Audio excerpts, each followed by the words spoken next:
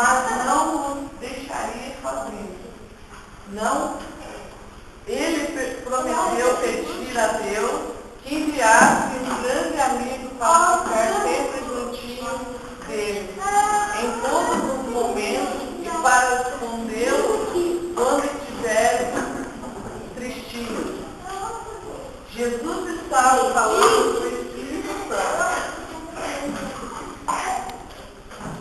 Ele que nos ajuda em todos os momentos e nos faz produzir frutinhos especiais.